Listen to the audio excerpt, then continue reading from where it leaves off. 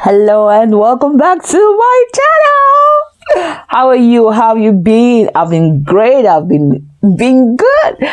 Okay, so today I'm going to be reading to you a chapter from my new book, Labels Don't Define You. Okay, so I'm going to be reading the chapter and it's going to be interesting. So stay tuned. Don't get bored. Don't get bored on me. Do not get bored on me. So let's go.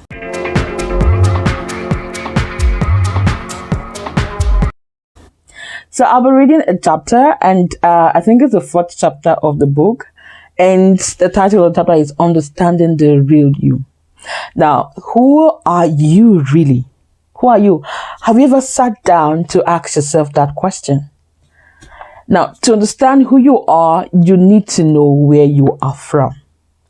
To do this, we need to go back to creation. You probably know the story of man's creation in the book of Genesis. Yeah, I know most of you are familiar with that story. And when God created the vegetation and every seedling plant, he spoke to the land. Excuse me. When he created the birds that fly up in the sky, he spoke to the sky. And he spoke to the water when he created the fishes and other aquatic life. But when God created man, he spoke to himself. Let us make human beings in our own image to be like us. So I feel like jumping off my chair. Do you feel like it? Yeah, because when I wrote that part, it was profound to me. Let us make man in our own image who look like us. So you came out of God. He spoke you into existence. Never forget that. You came out of God. He spoke you into existence. He made you in his image and likeness. Don't let anyone talk you down. You carry his image in you. Now that you know your source, you can understand who you really are. So one thing is to know your source. Now, do you know that God planned you in advance before you were born? All your experiences in life are a part of who you are, and that shouldn't define you. Are you an accountant because you studied accounting? Yes, you studied accounting, and then you have worked as a stylist on vacation, and that doesn't make you a hairstylist. You may have also helped your uncle in his bakery, but that's not to say you are a baker. You may have studied many things and worked in many places, but none of them defines you. You are not what your university degree says you are. You are not what your bank account reflects or what your age is or the color of your skin. You are none of that. You are everything. And that's what I wanted to take out of from this video. You are everything. You are the accumulation of all these things and many more, and none of it defines you. I know you will want to get this. The pre-order is still on for the e-copy of my book, and the paperback will be available on Amazon soon. So I'll share the link also in the description box. You want to have a look at this book, and it's a very small book. You can finish it in one sitting. Let's continue. Yes, labels are necessary, as they provide information about our environment, as the label of a garment tells us about the composition, washing instructions, and the sizes.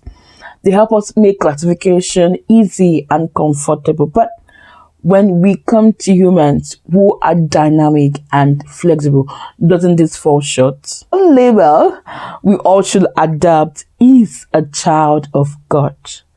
This is who you are, right in your DNA. He has lavished his grace, his love graciously on you from the moment you were conceived. So look past the negative labels and begin to see yourself in a new light. So I don't know what labels you have been labeled with. I have been labeled with clumsy girl. And so for a long time I always thought I was clumsy. But I'm not always clumsy. And not in all situations. Yeah. So don't let those labels. And for a long time, it took a toll on me. And I really, labels don't define you. I want you to know that. I want you to take home with that. And I've had people talk to me and say yes, that there are positive and there are negative labels, and labels are not such a pattern. I've studied over and over again that we're continuously going to use labels, right? But all I'm trying to say is you are everything.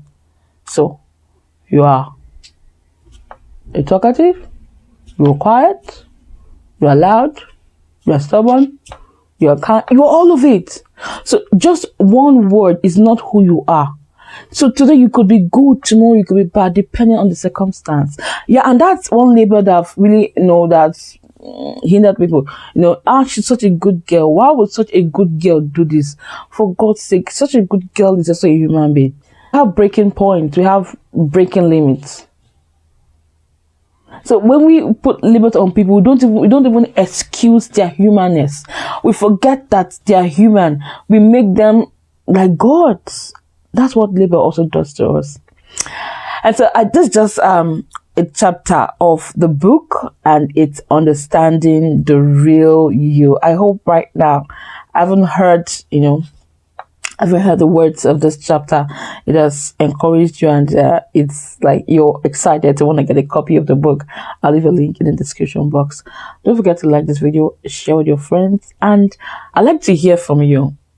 I think that the third part video on this series of labels, I'd like to hear from you. What has changed for you? What have you come to understand? With this talk about labels, I'd like to hear from you. Please leave a comment for me in the description box till I come your way next time. Keep living intentional. Bye for now.